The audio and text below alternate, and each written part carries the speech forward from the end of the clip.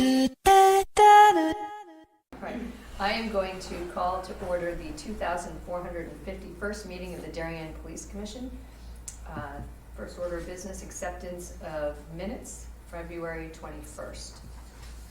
I'll make a motion to accept. Second, any comments, changes? I'm good. All in favor? Aye. Chief, correspondence? Correspondence. The only correspondence we have, there's any written in the packet. A resident delivered donuts to the officers here on February 18th, and we sent them a thank you note. As I've said numerous times in the past, we don't go out seeking donuts, but if they are delivered to our doorstep, they're known to disappear. So Very much appreciated. we do have on a regular basis folks coming here and bringing us, coffee and donuts, and we do appreciate it. Something to nosh on when you walk by in the downstairs hallway. Much appreciated. Excellent. Captain, department activity? Yes. This is from the period from February 21st to March 8th. February 22nd, it was reported that a water fountain was removed and stolen from the exterior of the outhouse building at Cherry Lawn Park. February 24th, 45-year-old Bronx, New York man was arrested by warrant for the theft of cooking oil from a Post Road restaurant in 2018. On February 26th, two suspects shoplifted close to $500 worth of laundry detergent and paper products from Stop & Shop and Goodwife Shopping Center. On March 1st, a 40-year-old Edgewater, New Jersey man was arrested by warrant for larceny, identity theft, and money laundering from a bank fraud incident he was involved in October of last year. On March 3rd, a patron of the Stop & Shop and Goodwife Shopping Center had her credit card stolen from her purse in a distraction-type larceny incident. On March 3rd, a 32-year-old Patterson, New Jersey man was arrested for larceny second when it was determined the car he was in at the Norotan Heights train station was stolen. The incident took place in January, however, the suspect had been incarcerated since then. On March 2nd, the suspect shoplifted close to $2,000 worth of allergy and cold medication from CVS at 964 Post Road. On March 5th, members of the scuba team and patrol division assisted with the Depot Dip Polar Plunge at Wee Beach. On March 6th, a suspect shoplifted close to $1,700 worth of cosmetics from CVS at 964 Post Road. March 7th, a 61-year-old Bridgeport man was arrested by warrant for attempting to steal a moped from the Norotan Heights train station in June of 2022. The subject was identified by Darien detectives from surveillance cameras at the train station. We had 3 DWI arrests, 4 domestic disturbance incidents, 2 incidents of wire fraud or identity theft, and 2 residential burglaries. We had 1 stolen car that was unlocked with keys in it, 14 motor vehicle accidents, 3 which involved minor injuries. Our patrol division conducted 111 traffic stops. And several of our sworn staff members are currently going through police officer recertification training and emergency medical responder training.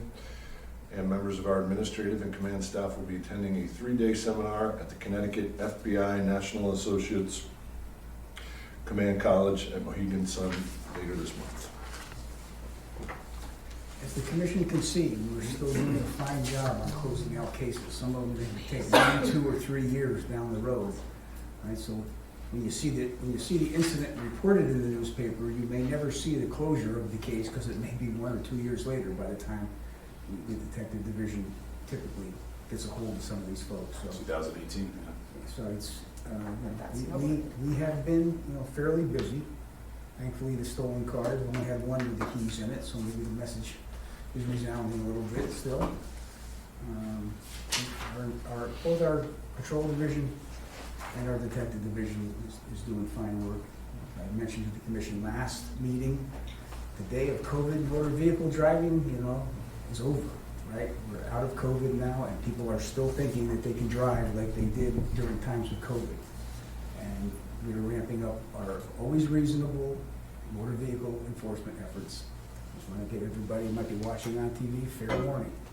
If you come to Darien, please make sure your car is properly equipped, has proper equipment, and you obey all the regulatory laws of driving around our town, and you will not get a visit if you may find Darien police officer. I don't think it's too much to ask to make a reasonable effort to drive safely while you're here. Okay. Public comment. I don't know if anyone wants to comment, or if you see your item on the agenda, I'm happy to take comment at the appropriate time. I'll comment. Okay. Hi, I'm Julia, just a reminder, I'm Julia Schaefer. I'm at 741 Hollow Tree Ridge Road. I was here in January to talk about the speeding on Hollow Tree Ridge Road. So I know that from the study, the average speed that was reported was 33 miles per hour. It's a 25 mile an hour zone. I just wanted to call to attention that the high noted was 66 miles per hour. And there are a number of records in the 50s during peak times when school buses are either picking up or dropping off students. I saw in the report that only 5% of these are quote-unquote addressable violations, so I was hoping you could explain a little bit more of what qualifies as an addressable violation, and at what point, kind of over the average speed limit, you would consider kind of ramping up efforts even greater. Do you want me to comment? You want to comment on that? Sure. So typically, if the speed limit, we'll use 25 because that's what it is there. So if the speed limit is 25, if we pulled every car over that one mile per hour over 25, we'd literally be pulling over hundreds of cars. And most people don't drive the speed limit of 25, right? We hope they do, but everyone's in a rush, whatever. So typically, anyone that is about 10 to 15 miles per hour, we would look to stop and do some sort of warning. And then usually over that is something we would give a ticket for. We want to give a little leeway, right? Because the roads and the speed limits were made a while ago. Cars have become better and things like that. So we do give a little leeway. Otherwise, like I said, we'd be pulling everyone over, which is impossible. But if the average speed, like you saw there, is 33, that's pretty good. Now, the 5% over, that's on thousands of vehicles that went by. And I know there are some during peak times, but you have to be aware of, we only have 4 officers on the road, 5 maybe on a single shift, and they can't always be, you're one of many that have the same complaint. And I think I told you on our email that we are looking to get our traffic unit up and running. So it's going to be another couple weeks for that. But once that happens, a lot of their job is following school buses. I personally stopped a car the other day and gave a ticket for passing a school bus. So it happens. It's just like right place at the right time, or a unit that's actually following a bus. So that's kind of how it goes. If we get a lot of complaints on the road, we may stop more vehicles because we're getting complaints on that road, but usually that's how we handle it. We did motor vehicle enforcement in that stretch during peak time. Those 50s and 60s very well may be the officer going out to do the catch-up to get the offender. And that's the reality of it. Right, and some of those are Ambulances. emergency vehicles. We saw somebody going down West Avenue this morning, and Sarah's on the record at 2:30 a.m. at 60 miles an hour. Yeah, that was an ambulance. So there are some outliers, but I personally stopped an offender the day before yesterday at 55 and a 30 on Middlesex and Oxford Lane on my way to work. So even the chief and the captains are out there doing speeding enforcement, although that's not our job. When we see offenders that we have to stop, we stop them. We don't want to be so onerous in traffic enforcement that we do not have the support of the folks that we're trying to service, right? We don't give tickets for 5 miles an hour over the speed limit. We're looking for the offenders and the scofflaws who know or should have known that they're committing a violation. That's always kind of been our standard. When we send a couple officers out to an area to do selective enforcement, yeah, the tolerance sometimes is a little bit less, because that's what we're there for. Catherine, we still have the dynamic speed sign on Hollow Tree as well. It's there. Jody? Yeah, and actually, we talked about it today. I think we're going to move it a bit, just because the numbers we're getting, it's still getting that one street right there, so it's averaging lower. That's why we put the JMR out to get the true speed. But I think we're going to move it up a bit so that road doesn't affect the speeds. Got it, okay. I have noticed increased patrol presence, and I very much appreciate that. I always wave to the officers who are out. I guess, and then I also read that the Metro North is scheduled to obviously close the New Canaan branch or that branch line. So this is obviously looking ahead, but then I have concern because there's obviously going to be more traffic and more people trying to rush and get the trains and use Hollow Tree Ridge Road as a cross through. So just wanted to call that to attention. That's looking forward concern. That's not a permanent closure of the New Canaan line. No. That's a construction, The construction, rehabilitation. yeah. Thinking, how did I miss that? It's just Labor Day, Memorial Day. Well, I can assure you that, like I said at the top here, and as evidenced by our statistics, we have given the marching orders to our staff that we're coming out of COVID time as far as motor vehicle enforcement. Still reasonable, but a little more focused and a little more targeted to areas where we're getting complaints. So you should expect to see officers in that stretch on a regular basis. I welcome that. And then my second follow-up is regarding the speed signs on Mansfield. So I know per our email exchange, those were on, I think, back order with the state. There is a lot of interest just from my conversations with Luke Forshaw at Oxford Elementary School, as well as with other parents. They are very excited to hear those are in the works. So I was just curious if there's a firm timeline for when those are going on. We finally got the firm quote from the company after months and months and months of contacts from numerous, DPW and from us. A request for funding is going over to the town hall for that. It's 4 speed signs, 2 on Mansfield and 2 on Upper Hoyt Street. I don't know what the lead time is to get those from the manufacturer, but I would hope that we could get those in summertime or before the start of the school year.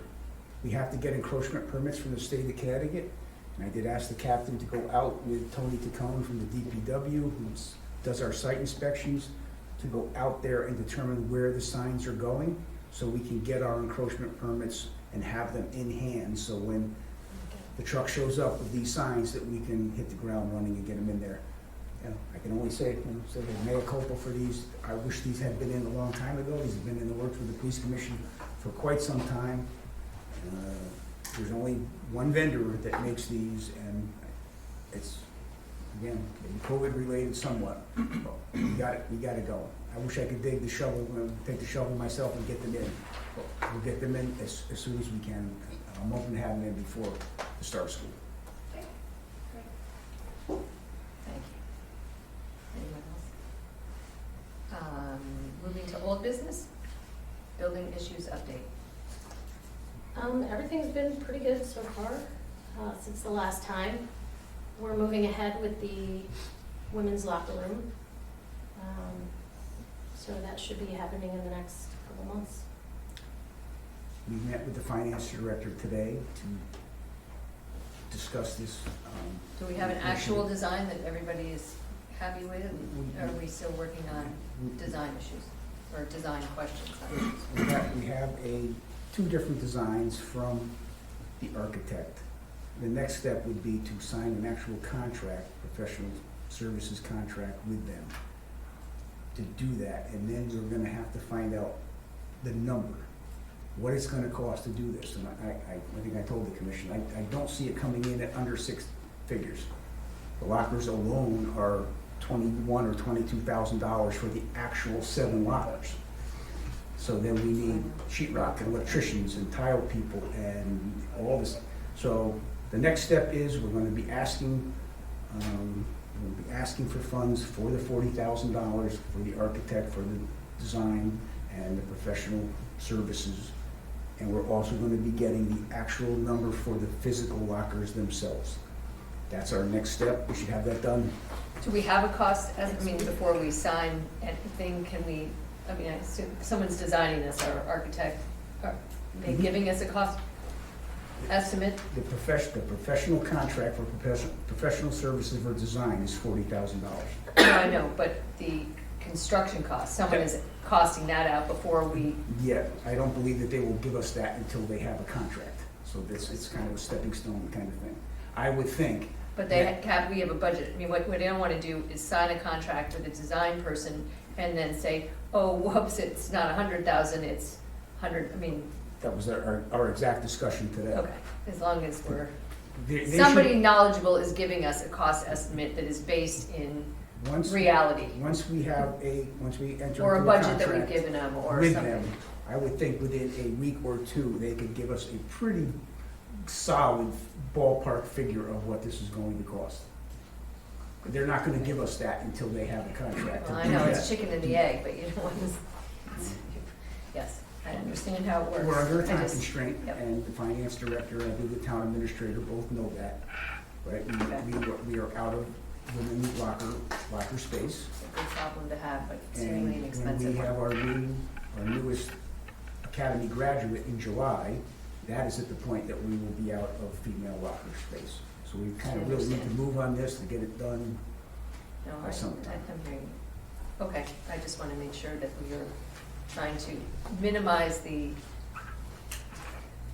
how to say, the upside surprise, or the, just, That was I just- don't want an unhappy number that they say, oh, well, and then we're cooked.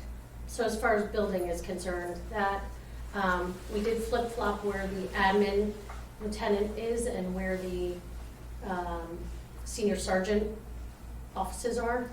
Seems to make more sense. The admin office is now a little more quiet, and the senior sergeant is connected to the other sergeants, and we've switched the doors, so the locks work for each Is it- officer there. It's a whole different key tier, Yeah. right? So it was easier to switch the doors. And then one other exciting bit of information was just that since Officer Kenny has retired, we took that vehicle and made it a traffic control vehicle. So that is back, and it says traffic control on it, and it's going to be used by, Not traffic, First- not Did traffic that happen just enforcement. over the last week or so, or what's that? when was that done, over the last week? Oh, yes, we just got it back yesterday. Oh, okay. So that's not for traffic enforcement, that's for Yeah. traffic control at extra duty assignments, or, Big event. And it just has yellow lights, the red and blue are taken off, so it's just for and it can traffic. be used by our traffic agents as well. So it's not that the revenue stream is the overarching aspect of it, but it certainly will be a revenue generator to the extent that will certainly cover the cost of the car compared to what we would get if we traded it in. Yeah. And then the return on investment in the first year will be substantially more than the $6,000 or $7,000 that they would have given us on the trade-in. So keep an eye on that, but I think we would be quite happy with the revenue amount that comes out of that car that's borne by the contractors when they want an officer with a car. With a car. We can rent it out, so to speak. Correct. How's Kenny doing in retirement? I'm sure he's eating bonbons Anyone and seen sleeping all Kenny day. in his retired state? Okay. Update on hiring. So we have our two NYPD officers here. They were hired on the 3rd. They're in training now. They will be going to their comparative training next week. That'll be for 3 weeks, and they come back and they start their FTO program. And then we are currently hiring our last opening, and that will be early April. That person will be hired, and then the academy is either the 1st or 2nd week of April For 6 months. for 6 months. And we'll be at 51. And then with the upcoming retirement, I know we're gonna get there later on in the agenda. Are we starting the interviewing process, or where do we stand with that? We are going to be interviewing in the next 2 or 3 weeks, I believe, for that position. So keep it pretty efficient in terms of keeping us at 51. Yes. Okay. So we won't be at 51, we'll be back down, but We do have at least, Official will be back up though, yeah. we do have at least 2 Connecticut certified officers that are looking to join our ranks. So let's hope. I'd say that's So it'll be good. promising. Yeah. Optimistic, I say. Okay.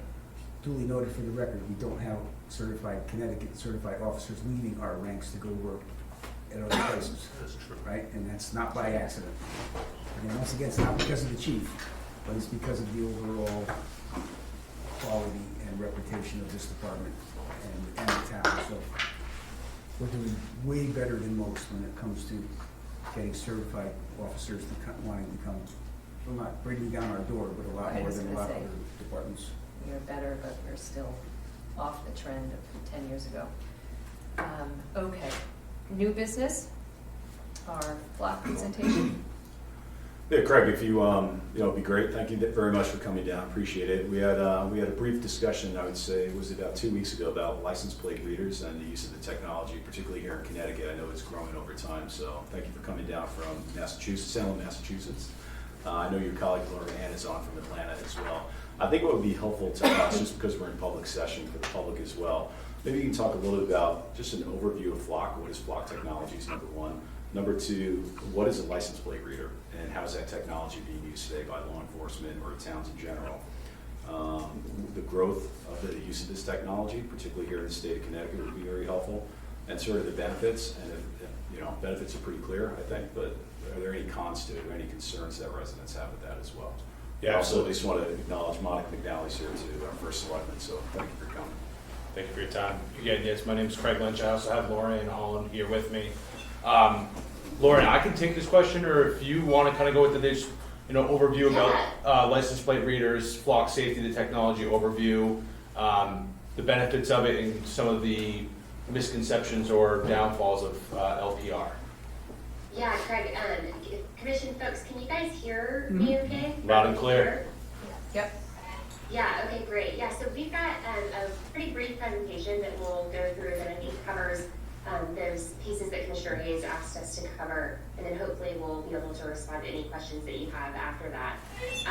Like Craig and Commissioner Hayes said, we're a license plate reader technology, but we also like to describe this as vehicle recognition technology, because it's more than just an infrared read of a license plate.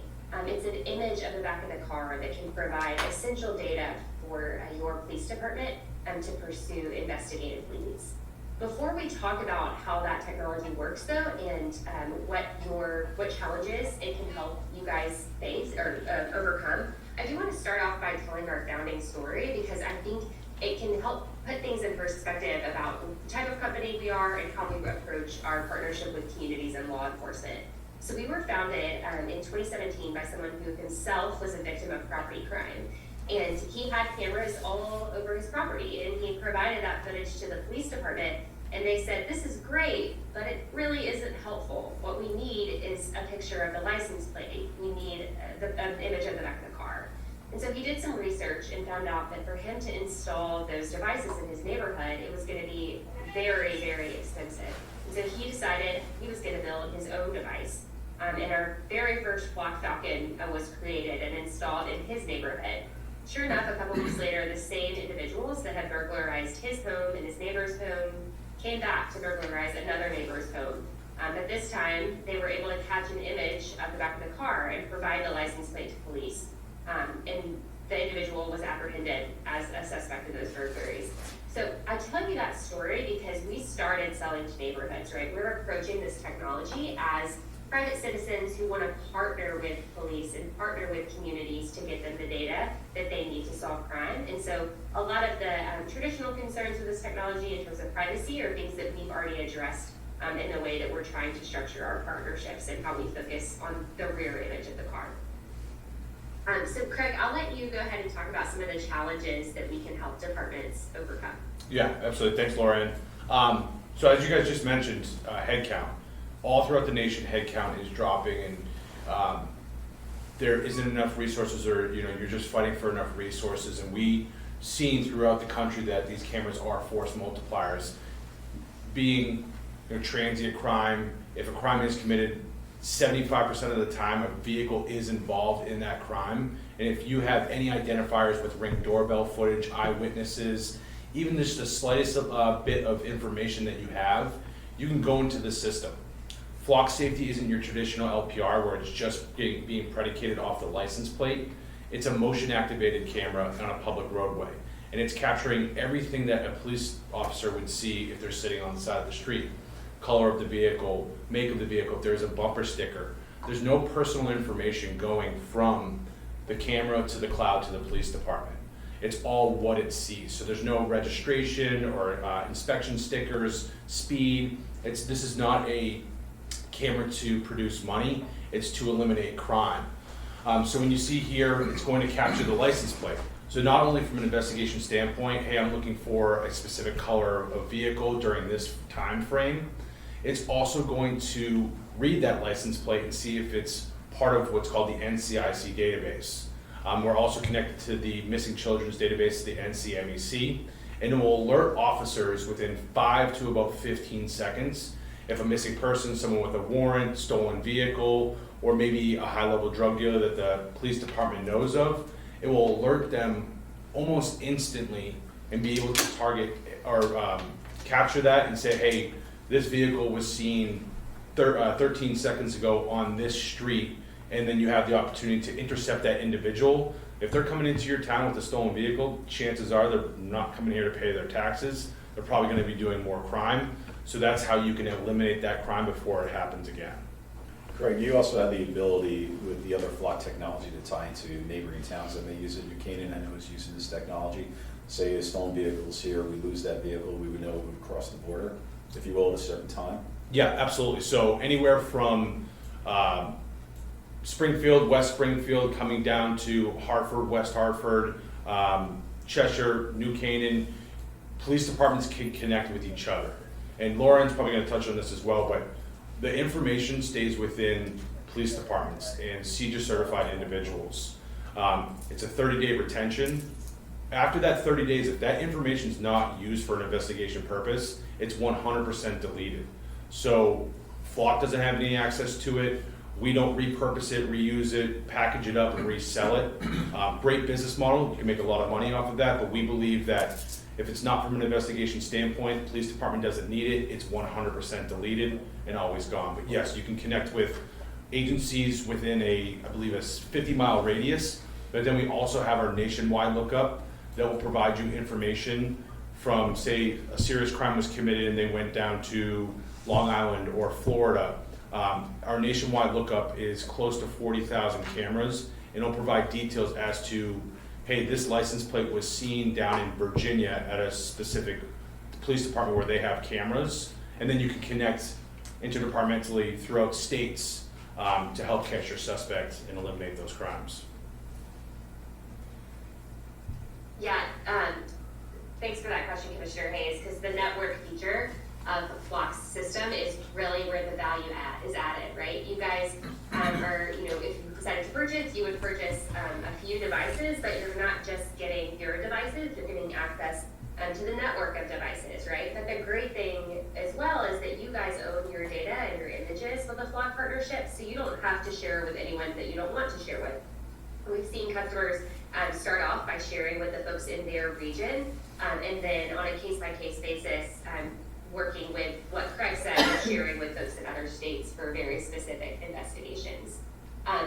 One piece on that as well, within Flock Systems, since we are focused on being a law enforcement tool, we actually require an investigative reason to do every single search in our system. And so it's a great way to, for your department to make sure that the system is being used in the right way by providing that investigative search and any data associated with the search to the system administrators on an ongoing basis.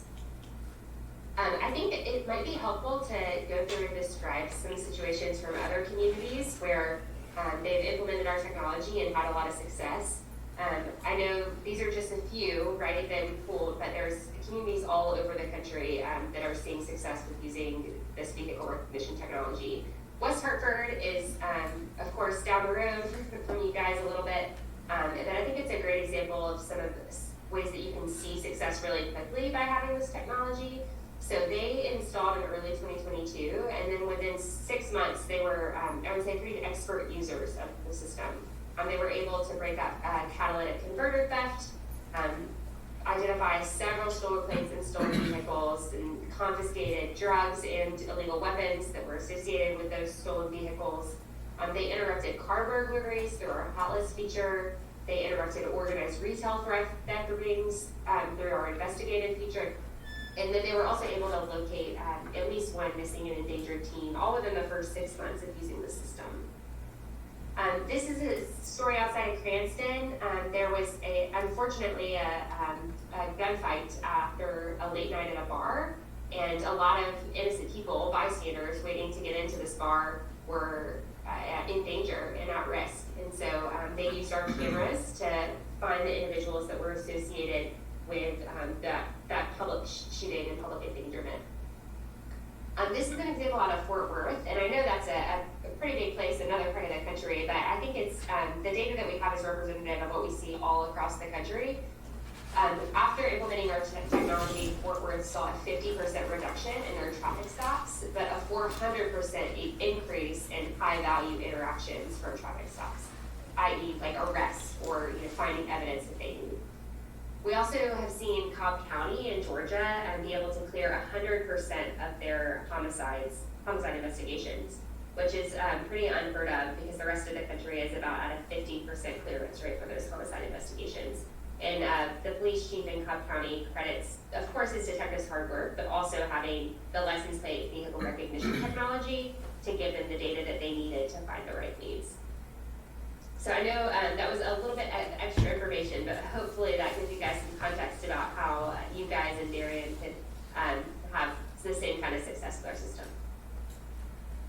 So, just a general question, where do you typically see the use of this technology sort of entering into towns? Do you see it at parks? Do you see it at schools? Is it all the above? All of the above. So major ingress points, egress points, school systems. That NCIC alert is, sex offenders are on there as well. So, if you're coming off of 95 coming into here, you probably don't want to have that alert on, but if they're at your school systems, yeah, you want to be alerted within 5-15 seconds of sex offender coming onto campus, parks, anywhere where there's typical crime, but for the most part, ingress, egress points to get those choke points of people coming into town, trying to commit crime, getting out, ingress, egress points for the most part. And do you guys do some sort of analysis to identify really where you feel we should be putting this technology? Should we move forward with it? Yes, sir. So we actually, for New England, her name is Lakeland Kate. She's a former detective using Flock. She started using, her department started using it about 5.5 years ago, where there was no installed technicians down in Tennessee. And so she was installing the cameras herself. So she really became a master of, hey, this is where we need to put the cameras, best bang for our buck. I would suggest this location, take a look at your map, get some crime statistics from the police department to determine what would be the best locations based on budget and the locations of the areas around here. And to be clear, you can't move these around, unlike our dynamic speed signs where we install them and then they're installed. So we do have, we recommend what we call standalone or your stationary Falcon cameras, but we do have what's called our rapid deploy Falcon Flex cameras. For instances, just example, there's a restraining order on somebody and you want to put that camera on a side street for a couple weeks just to make sure that that individual is not coming back, but you don't want that camera there 24/7, 365 days a year. You have your quick deploy cameras to put there for a week or 2 weeks, and then you can take it down and move it somewhere else. So there is that option, yes. Sorry, can you show us an example of both sets of hardware, the rapid deploy and the regular block camera? I was gonna bring, I have one in my car. Do you have a picture of it on? Laura, I have one, but Lauren, do you have a picture you can pull up? And I think we're talking the stationary ones here. Yeah. Either, I mean, whatever. the quick deploy ones are just a fraction of a bit smaller, and then there's a battery pack to it. But that's the camera there. It's about the size of maybe a high school football, not an NFL or a college one. I'm a football player, so there's a big difference there. And it sits on a pole. It's fixed on something. So that's and I have some paperwork here. We can go on existing infrastructure. We have our own DOT breakaway pole. We also could go on utility, so we can go power. We consider ourselves infrastructure free. So we have backup solar batteries. We call them our penguin packs. They go into the underneath of the solar panel. DOT breakaway pole, just like you would at a crosswalk with those flashing signs. Looks just like that. And then the camera itself sits on that pole, just like that. That pack right there, you wouldn't have that on there. The packs are on the underneath of the solar panel. But if we have 4 hours of self-facing sun, we can put these cameras pretty much anywhere. If you have existing poles, we can put it on there with the solar panel. If you want to connect to power, we don't have that 4 hours of self-facing sun. We can connect it to power, and you do not need the solar panel. Does it have to be that height to capture the data? I mean, that looks fairly It's the height of the stop sign, can it go up? So I that don't know pole's, what it's. that pole's 13 and a half feet high, the camera sits 12 feet high. It does not have to be that high, we recommend it at that height or higher, just to keep it out of harm's way. Yeah, that looks quite. Do you find that anyone tampers with these? We, tries So that's a great question. Sorry. In general, no. We do see in some communities where there has been vandalism that they might be run over. And in those instances, typically a picture of the car that ran them over is taken, and communities actually will file an insurance claim to get the funding to replace them. But for the most part, nobody knows what that is, right? I mean, unless you actually knew Well, what the flag that you system might know what it is, but I'm thinking it's gotta go somewhere other than in the middle of in the middle of the the sign. Right. block. and Right? police commissioner, I agree with you, that picture right there makes it look like it's about 6.5 feet high. It is higher than that. Okay. I Have you- assume you figured all that out. We talk a lot about crime. Has this ever been helpful in other instances? You know, mental health is something big, right? You know, has been big for some time. We're addressing that in this community. I don't know, someone with dementia that gets lost, you know, and identifying a lost person, for example. We've had that here before. Have you, any examples of that? Yeah, absolutely, Commissioner. There's so many great examples that we could share of missing and endangered people, senior citizens. It seems like every day we're getting a story about our flock safety technology helping to find a missing person. One story that sticks out to me in particular is out of Chesterfield, Missouri, where there was a young woman who her family believed that she was having a mental health crisis. And they actually have some of our cameras installed at a social hangout area where it's like a shopping center. And the police went and searched the devices at that location and found that her vehicle had entered that location and hadn't left. And so when they got the call that she was in danger and did the search, they were able to find her, and she was in need of medical attention, but they were able to save her life because they had the data that they needed to find out where she was. And I'll bring up another example where it's just more paperwork and headwork for you. A white truck pulled up to individual's house, elderly couple, middle of the day, and they were knocking on the door. They came around back, and the truck left, the white truck, and they called the cops. They were like, "Hey, someone tried to break into our house," and they asked any of the information for the truck, and they're like, it was a white truck. And they went to the vehicle fingerprint technology and they looked at it and they saw that right on the side of the vehicle that there was a solar panel sticker company. So the police department called the solar panel company and said, are you soliciting in this neighborhood? They said yes. So they were able to call back that couple within 5 minutes and say, hey, no one was trying to break into your house. It was someone trying to sell you solar panels. Instead of them, calling every single day, filing a police report, trying to, piece together the puzzles if someone was actually breaking into that house, within 5 minutes they were able to determine that it was a solar company just trying to put solar panels on the roof. Can I just ask a clarifying question? Clearly, if there's a burglary, you can kind of look over the last 6 hours to see what cars came in and went. So there's a reverse lookup. If you're looking for a car, can you type in a license plate number and see if it pings somewhere in Darien? Correct. So you do both ways? Yes, so, Commissioner, that's our investigative feature, and I'll pull up that slide again to explain it, because I think we covered it a little quickly. But so the three real ways the system works. One is proactive, and that's that hot list feature, the real-time alerts that Craig described. The investigative feature is where you're able to go back in time and find a vehicle associated with a crime, and then search for vehicles specifically that you know are associated with crimes and where they might be located.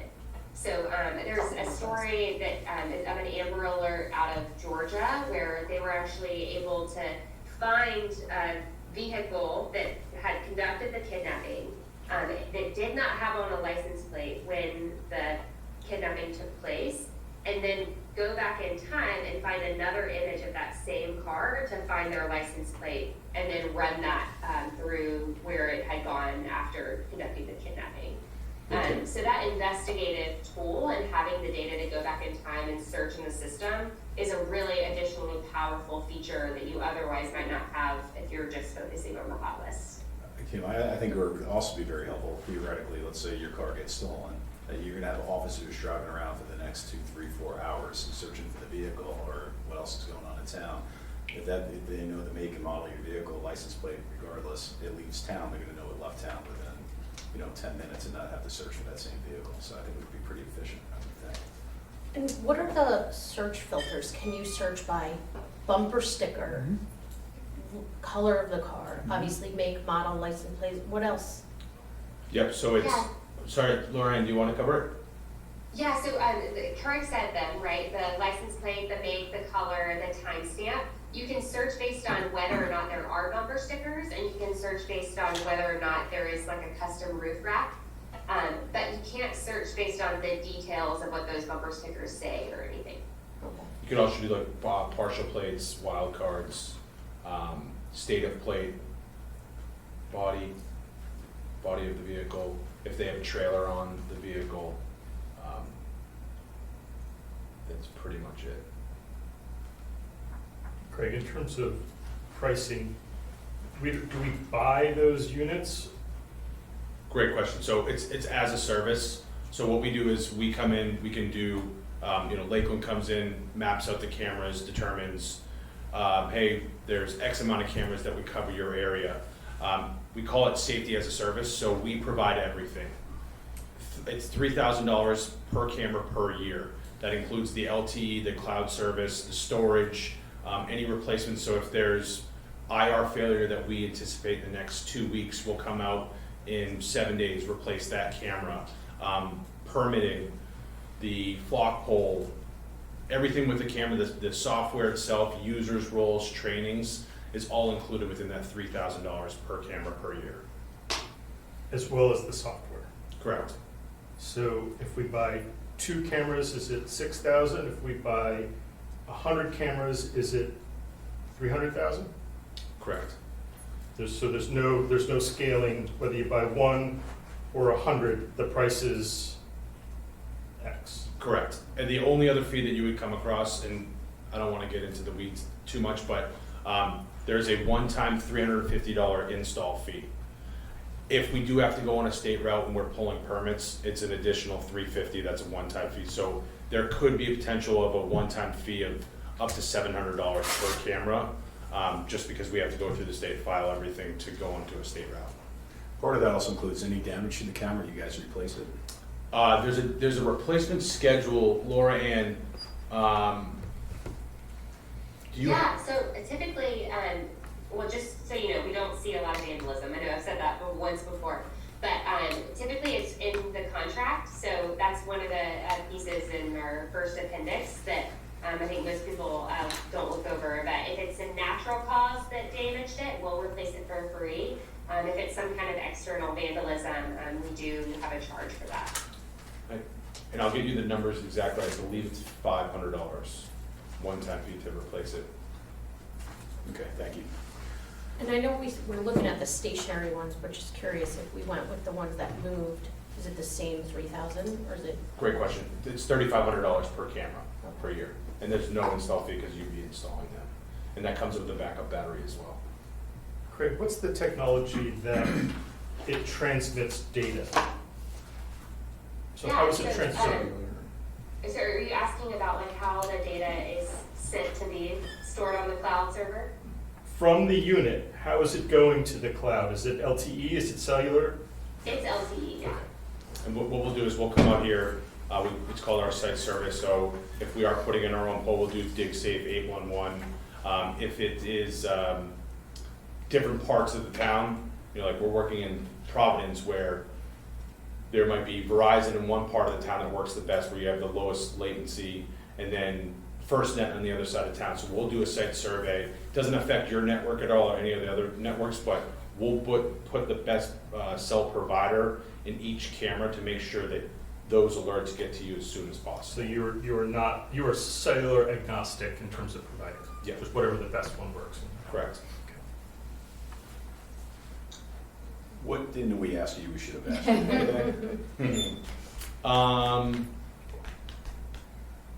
I don't know. Yeah. So I think in other communities, and Commissioner Hayes, we talked about this, but I think an important like next step, if you're thinking about a partnership, is to think about developing a strong policy about using the system. And tons of communities in your area already have those. So maybe just piggybacking off of what they have and making sure that you've got those details articulated. As a police commission, another thing for you guys to think about is having some kind of reporting metric when you're thinking about how to evaluate the system.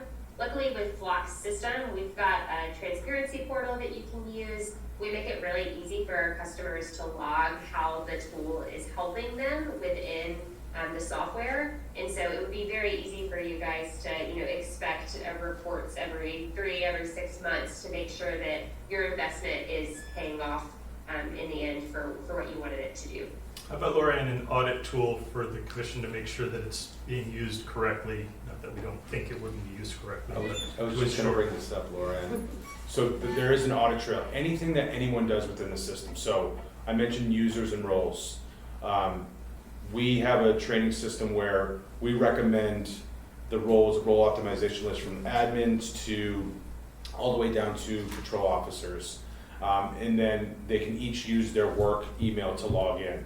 The audit trail is never deleted. No one can delete any of that information, whether it's an admin down to anyone else using the system, so that you can pull per user, you can pull per week, per month, and it will, and as Laura Ann referenced, there's a search reason for everything that you do within the system. That's going to tie back to your LPR policy, case number, call number, whatever it may be.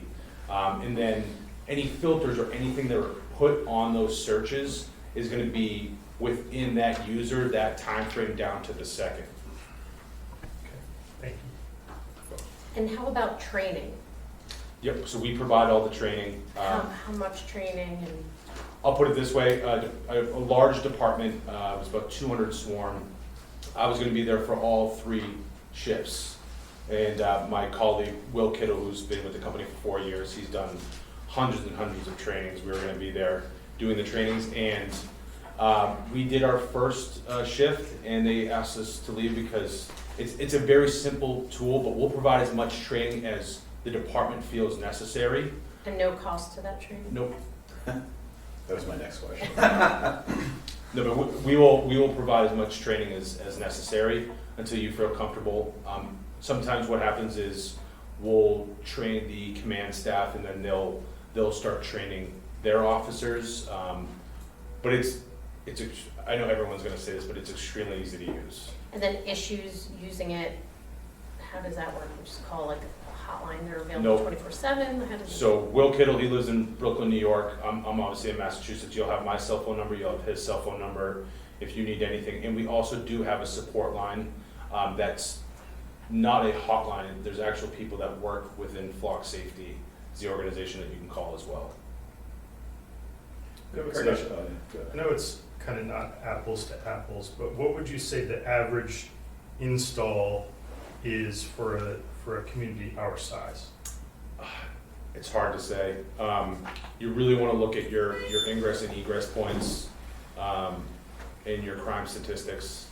I think for the most part is where's the traffic coming from into town? Where's your crime coming from? Is it internal? Is it external? If it is external, where are your major arteries that people are coming into, the vehicles are coming into? It's really hard to say. I mean, you could say for a small town 1 or 2. I'm born and raised in Massachusetts. There's so many ingress, egress points in small little towns, and they want 20 of them. In some larger towns, they only want 3 of them. It's really hard to say, but that's where Lakeland comes in and can really say, hey, this would what full coverage would be like. Here's phase 1, phase 2, phase 3, if you want to put it into phases.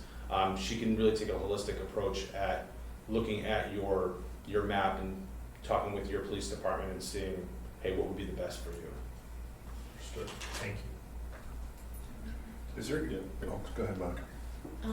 So, the Freedom of Information Act, is this underneath that? Lauren, I'll let you take that one. Yeah, that's a great question. So, of course, we're not attorneys and cannot give you advice there. But I will say that our transparency portal is very helpful for complying with those Freedom of Information Act requests, because it will automatically report out to your community how many cameras you have, how many hot list hit alerts you've gotten, how the system is and is not used. I could pull up an example if you'd like to see what that looks like. But otherwise, it's the system is mostly used for investigative reasons, and I know there are some different criteria there for that. Yeah, I'm not sure that's the question, though.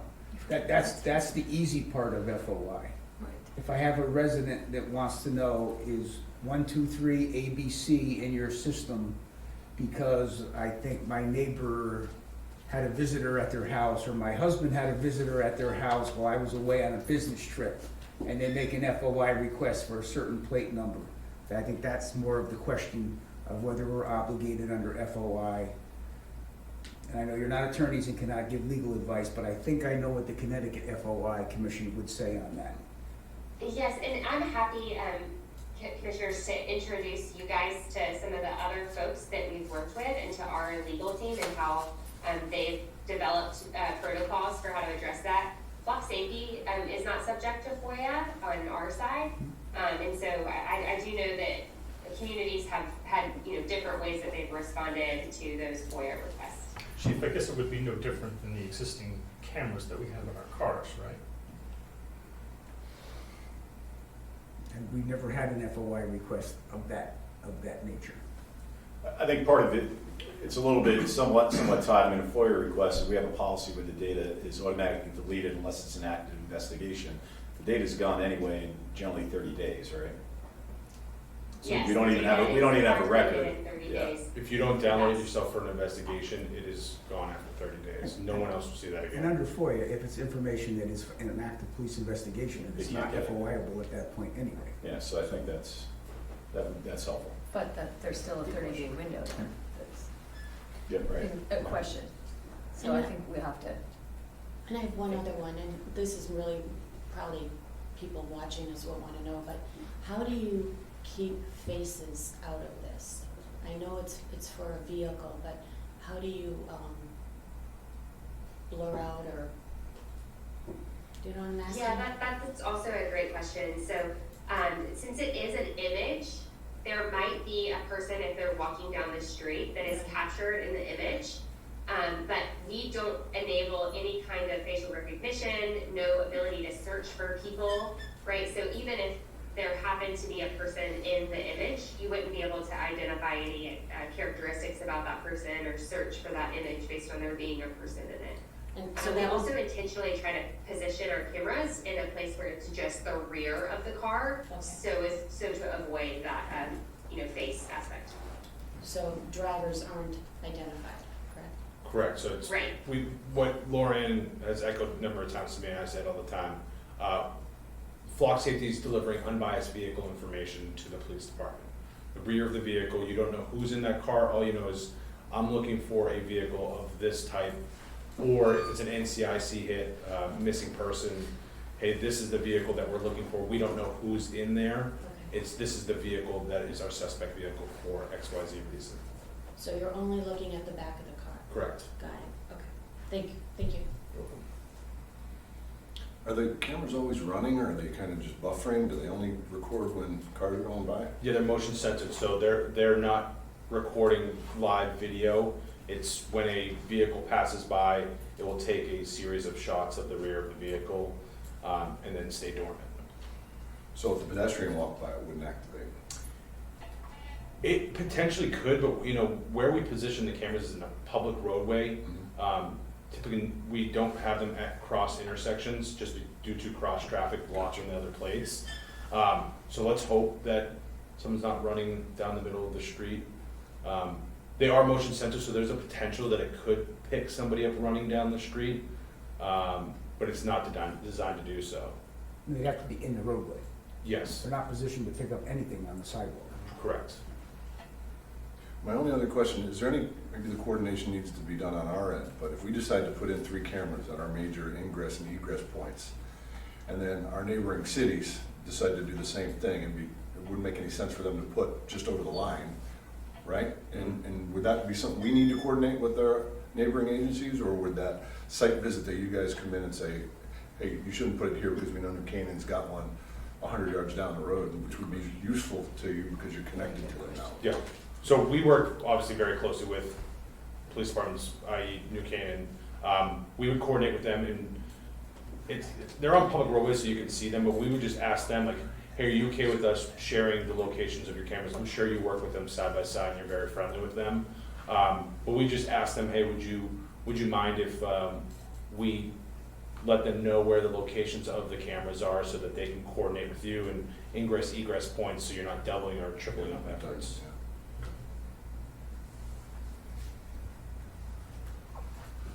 I'm sure we will have follow-up questions, but I think we will cut it off there for, that was excellent. Next steps, do you have a leave behind? We chat amongst ourselves? I have some paperwork here. I'd be more than happy to answer any questions afterwards or come back another day. It was a beautiful drive, so. The traffic. Good luck with the traffic on the way back. Yeah, that fire did not look good on 95 North. You guys gave a great Yes, presentation. Thank we you. really Thank you very much for your appreciate time. The FBI National Academy Command College that the captains will be attending is, Flock Safety will be there presenting there as well, so there will be an opportunity for them to engage them further in a few weeks. And I say this just for anyone who's watching, New Canaan does currently have this technology and is using it, correct? And Stanford does. In Stanford. They're Surrounding towns. in the middle of installation, if not already installed. I'd have to check on that, but New Canaan to Cheshire to Glastonbury, all the way up to West Springfield, Groton, Connecticut.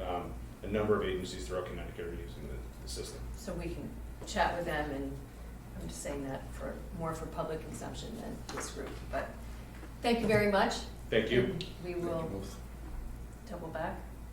Yeah, thanks so much, Commission, and thanks for letting me join via Zoom. Our team is always here to answer questions, so even if you guys get resident questions that you're not sure about, feel free to reach out to me and Craig, and we can follow up with you guys. I appreciate your time today. Thank you much. Thank you. Thanks, Lauren. Okay, do have other things, so let's get to that. Unannounced evidence and property room inspection. So for accreditation standards, we are required to do this twice a year. And there is no more truism in law enforcement agencies since the dawn of time. If you're looking for a chink in the armor of your police department, it will show up in the evidence and property room. That's why we require, when there ever is a change in administration of the police department, like Chief Osborne retired and I took over, we do a comprehensive top to bottom complete inventory of our evidence and property room. And I can say with relish that there was everything in its place. But for accreditation standards, we do a two-party check at least twice a year. And in this case, we look at 184 random items of evidence to ensure that they were where they were supposed to be and the evidence was there. So without fail, all 184 were there, so we successfully completed that audit, which we're required to do for accreditation standards. I have to give kudos to Michelle Gironda. She has that thing running like a Swiss watch, right? She knows where everything is. There's no lag time in getting things properly categorized. You never have to go look for them for court, and you just know, because of these random checks every 6 months, or at least twice a year, that everything's in order. So, great job for her, great job for our records department. We are on top of what we need to be for evidence and property. Chief, when you say check, it's, here it says bin 12 says it has these 5 things. Show me these 5 things in bin 12. That's correct, and 2 employees have to verify each of those to ensure that there is no question that it is there. That is what it is, and that it is there. And then it's labeled and everything about it. Yeah, there's a whole checklist of criteria that needs to be met for that particular check to be okay and move on to the next one. There's barcodes involved on the evidence labels to make sure that the package is still intact. If a visual inspection is possible, they do that, and obviously the same, the right bin versus the right evidence number. Thank you. She has it running very well. Mike DeSantos, our records officer, does a fantastic job for this. It's one less thing that the chief or the administration has to worry about. There's no doubt in my mind that our property evidence is in proper order. Excellent. Okay, St. Luke's Run with the Saints. Yeah, that one's mine. It's an easy one. Mr. McMaster is requesting approval from the police commission to allow for his race to take place on All Saints Day, which this year is the 5th of November. There's no changes made from the previous races. He's expecting about 200 runners.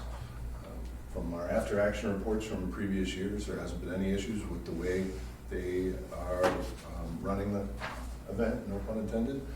Again, it's around the loop down at the beach, coming out of St. Luke's Church. It's a Sunday morning. They only really require 3 of our personnel to work on an extra duty basis. The logistics that they have set up, the volunteers they have in place, it runs pretty smooth. So he's requesting for approval to let his event take place again, and that is part of the list of events that we are currently That was allowed. my question. Okay. I make a motion to approve the St. Luke's Run with the Saints as described by Captain Marin in their application. Second. Any other questions? All those in favor? Request for retirement, Detective Youth Officer Mark Capelli. Time marches on. Oh, this one hurts. And although Detective Capelli to me seems like a still pretty new hire, he has been here for 27 years. 27 plus years. He is now moving on to become one of the first school security officers for the Darien Board of Education. He will do a fine job for them. Our loss is their gain. I, with some hesitation and trepidation, recommend to the police commission that you approve his request for retirement from the Darien Police Department. Last day of active service, March 31st. Official date of retirement, April 1st, 2023. And I thank him for his service, his friendship, and his attention to detail and duty here for 27 years. A blue waiver from way back. He is a hometown A blue waiver. Yes, he hometown is. boy. Got no Mark, he's one of the best by far. Can we say no to this retirement? Well, as I say, the police commission echoes what Chief just said. We appreciate his service, his friendship. We've known him a very long time. And luckily, he's not going far, so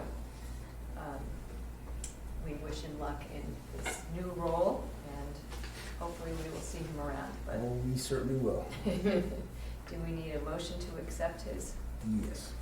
I reluctantly, but I will make a motion to accept the resignation of Detective Youth Officer Mark Capelli. Second. All those in favor? Sidewalk closure 4-week construction project at 972 Post Road, the 3rd week of April. I don't think I've heard about this one, so I'm going to defer to the captain on this one. Yes, so I was contacted by Pectoral Construction. They've done roof work in that area before. Can you just say where 972 Post Road is where? Yes, so that's Bistro, it's Bistro Goose and Bar, Right there in the Goose center of town. Yes. Okay. And they are looking to hire an officer to do some work on the roof there. So they don't want anything falling down on people walking by. So they're looking to hire an officer Monday through Friday, 8 to 4 those days while they're doing the work there. So 4-week construction project Starting the 3rd week of April. starting the 3rd week of April. Yes, And this is a daytime sidewalk closure. yes. And then it'll be reopened, it's just so that stuff, they're Doesn't they're fall on not people. actually doing construction work on the sidewalk. It's Typically, a what safety. Typically, what we thing. do is we knock out parking there during the day and make an aisle of Yeah, safety so that for they can walk, pedestrians to walk. Okay. And the officer's there to help them cross the street if they have to. Correct. So, it's And then not it goes back to normal after After what the 4 o'clock, working 3 hours. o'clock, Okay, whatever the case may be. that sounds prudent. Do we need a motion, or are you just informing us that that is happening? I would say we would take a motion to All right, approve well, I that. will do it for, I make a motion that we approve the request for sidewalk closure at 972 Post Road, beginning the 3rd week of April for Did I say 4-week period? Second, Second. any additional questions? Is there any weekend with? No No weekends, weekend. Monday through Friday.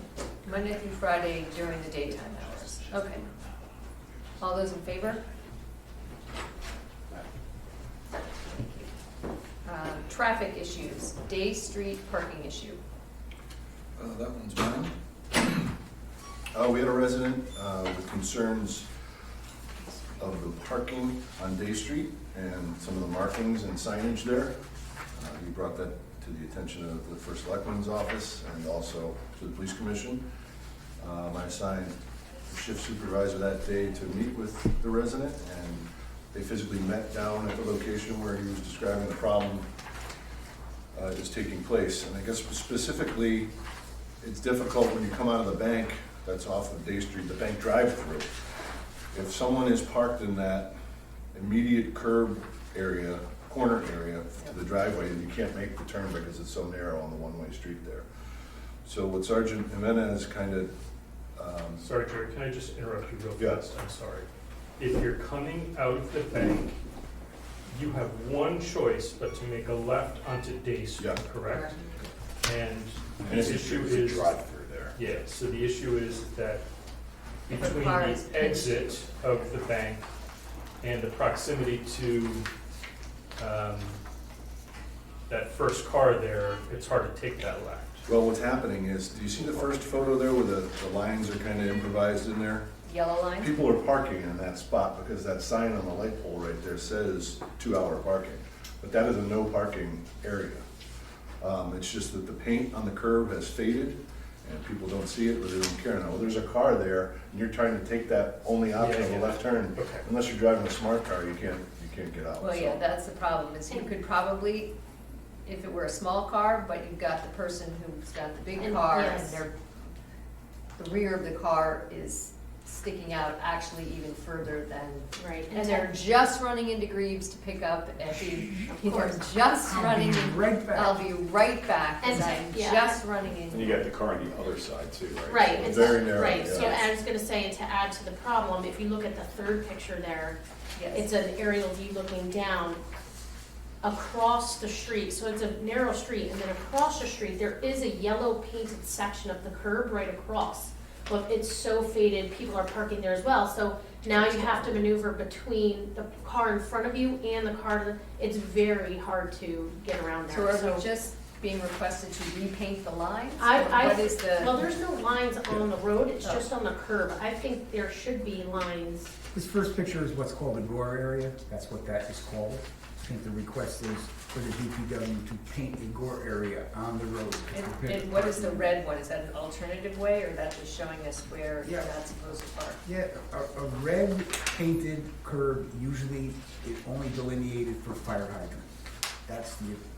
That's the usual thing when Well- you see red. So it's, I can see now through the snow, it's already painted yellow, but people are not paying attention to that, because Right. it says 2-hour parking on that sign. And it's a bit faded as well. Right. So But cer- this is the, I mean, you would think that you're allowed to park there with that thing. But I would also suggest to, at the very least, repaint the opposite side where it's yellow curving there, if not do some, Why, the other some side, though, why lines. is it yellow on the other side, though? That looks like a normal parking spot, no?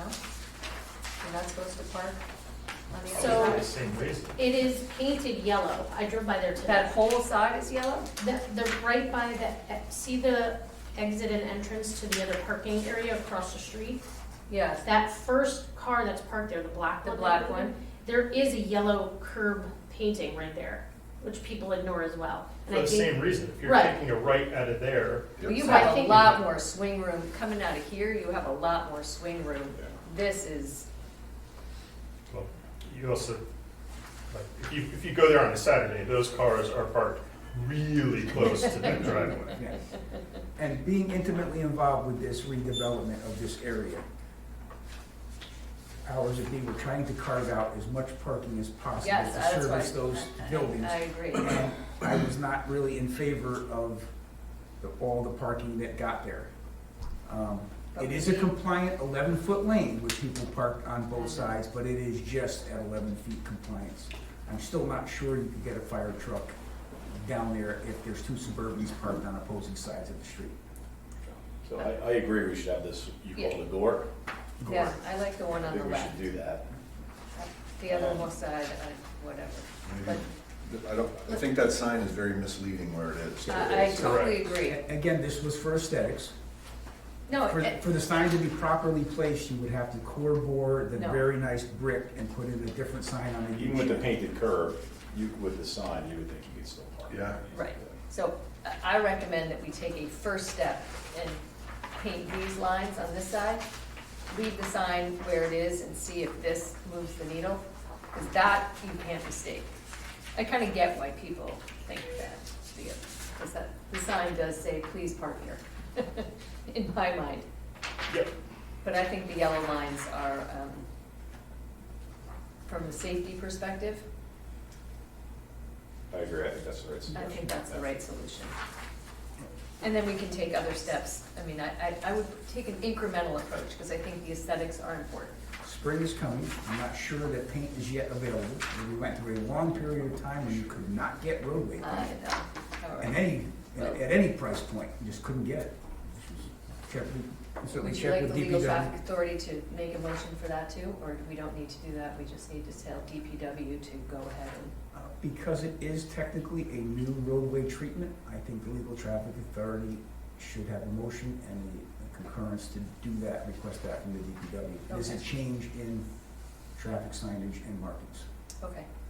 No issue. I'm gonna make a motion that we approve you had a nice name for it. What are these called? That's a gore. The yellow gore paint, be placed on the left side, the east side of Day Street as shown on page 2, and you work with the DPW to make that happen. Second. Any further questions or comments? All those in favor? Okay. Let's hope that solves the problem. Okay, DOT permit issued for Memorial Day Parade. No change there. No change there. We will all be marching on Memorial Day. We'll be there. We don't need any action from us. We have the permit, and we will all show up at 10 o'clock on Monday of Memorial Day. We will make sure that we're in contact with the state police for the proper Yes. detours Okay. and ramp closures during our parade. Wear your comfortable shoes. Utility pole replacement project, March 20th, beginning March 20th for 4 to 6 weeks on Leroy Avenue at the Railroad Bridge to Post Road. So, Briggs Disler is contractor for Eversource, and they need to replace all the poles from the Leroy Ave Bridge to the Post Road, and they want to cross the street from there on the Post Road and rewire them all. Okay. So the first 2 weeks of the project, they're looking to replace the poles, which includes pulling out the old ones and hammering away at whatever rock is in there and replacing them with larger poles. So we met with them and a Gentile and decided the first 2 weeks, because it's gonna be noisy, that they should do the work during the day. They're happy to, The original request was to do that with at all night. overnight, yeah. And the answer from this administration was no. Right, it's just gonna be too loud. So 2 weeks, they're happy to get as many officers as they need, because traffic is quite crazy in that area, especially with the train station and the post road and the light and all that stuff. So they're happy to get 3, 4, however many they need to hire to make it safe, for 2 weeks. And then after that, there may be a slight break, and then they're gonna come in and do the rewiring, which we could probably do overnight. And that would take another 4 weeks. And then after that, they may have to go back and fix whatever doesn't work, but that'll be intermittent after the 4 to 6 weeks. Although restringing and lashing of electrical lines and cable lines is not silent, right? It's not quiet. It's not It's pounding. not pounding Yes. at night, so. I agree. And the way our standard always is, when a contractor comes in and wants to do night work, They have to tell us with a straight face and convince us that it has to be done this way. And the way they need to string some of these things, the size of the trucks that are gonna be there, it would be quite difficult to leave one alternating lane during the day. So efficiency, yes, some neighbors might have to hear something overnight, but it shouldn't be something in front of your house for the entire night, every night, so. It's not pounding poles into the ground. Okay. I'm just wondering if this is, if you all remember, a couple of years back, we had 2 major outages in town that closed down all downtown, all the traffic Yes. lights. Yes. And it was a nice, bright, sunny day, and it happened right in that area, so I'm hoping that will prevent. Yeah, and I think they're looking to run underground stuff there as well. It's good. Sounds fine. Do we need a motion, another motion? Just, we're busy today. That we approve this or no? Or just, Yeah, we just I think informed that it. one's just an edification. Oh. I think the PLTA rep, the captain can just, we'll have to monitor it, right? If they come in and we find out the first night that it is excessive, we'll have to readdress it at that point. Right. Yes, and I let him know that too. Okay, a special meeting, we can add nothing to the agenda, we've come to the end of this agenda. The only last thing is our next meeting. We have calendars in our, What are we scheduled? The next one, the technical next regular meeting was the 16th, I believe. Retired Sergeant LaBella has already canceled that one because the commission is not gonna be meeting a week from tonight. can I suggest the 30th? So I'm not, I won't be around that week, maybe we can push it. 30th? Yeah, the week of the 27th, I'm not around. How about the 6th? Yep, that works. 6 work for the command staff. Yes, yes. Kevin? Yep. 6, going once, going twice, gone. 7:30 a.m., what time are we doing? It's okay with me. We will be at 4 p.m. on Thursday, April 6th. With that, anything else? Happy birthday to our Captain Merritt, You? entering his second half of Century. the century. Stand adjourned.